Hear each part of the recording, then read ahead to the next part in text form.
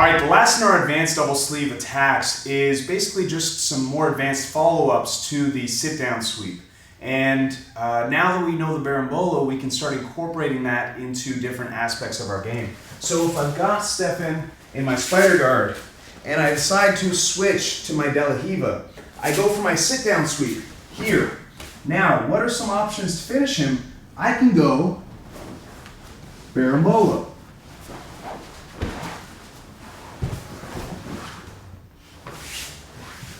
And again, hopefully you see this idea of the progression of techniques. You have to know the Berimbolo before you can use that. So we could have shown that earlier when we first introduced the sit-down sweep, but it wouldn't have made sense, or it would have only been appropriate for those that are already familiar. So again, I want this to be useful for everybody, so hopefully it makes a little more sense now.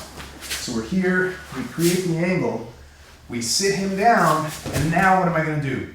My bottom hand grabs his ankle, my top hand grabs his belt or his collar, and I pull myself in. Now I reach for his back, and again, I can go up to mount, or I use my baby bolo hook to catch his knee with my ankle, and we force the back.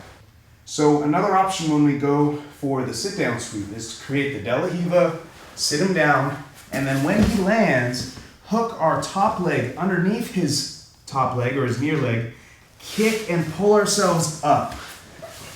This creates a very strong version of the leg drag pass. What's the leg drag pass? The main idea, without getting into it in too much detail, and we're going to learn how to defend this in the last of our volumes, is that the person pulls both legs past us and now is not only past our guard but has exposed our back. So you see that we land in a very strong version of this where both legs are totally dead. This is a great way, I love it. Another option for coming up from the sit-down sweep. And again, the idea is that you want to have an architecture for your game. You want to have an understanding of what should I be working on first, because the advanced moves are awesome and it's totally okay to work those first, but you will, I think, accelerate your progress and make sure that you don't have as many holes in your game if you have an A to Z kind of progression to follow. So from full speed.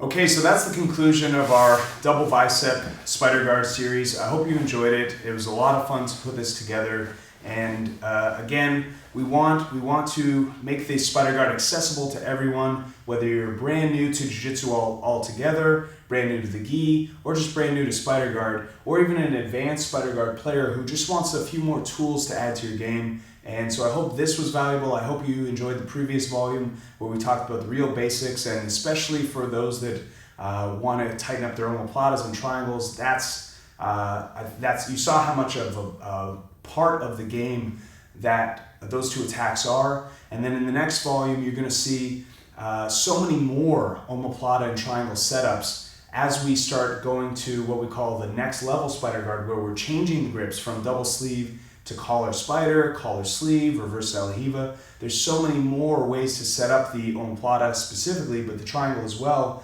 that it's really valuable to have that in your back pocket. And then one of the most valuable things I think in this whole series is actually the last volume, where we talk about how do you prevent the person from breaking your grips in the first place. So how is the person going to pass? So as a passer, it's actually going to show you quite a bit of how to pass the spider guard and defeat the spider guard. But we're going to go really, as we talked about, we're going to go super micro on how do you prevent the person from passing your guard? How do you prevent the person from breaking your grips? And what are some attacks you can get as they do that? So it's been a lot of fun to put this together, and I hope it's been valuable. I hope you've enjoyed it as well. I've really enjoyed the material we did today. I'm looking forward to the material we're doing tomorrow.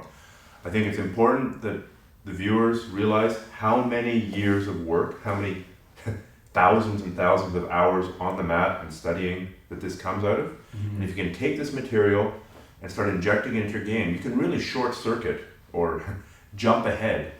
I mean, imagine if you had access to this material when you started 15 years ago. I can't imagine what you'd be showing now. Yeah, no, it's... you wouldn't be able to move for all the tournament bling weighing you down that you wear continuously.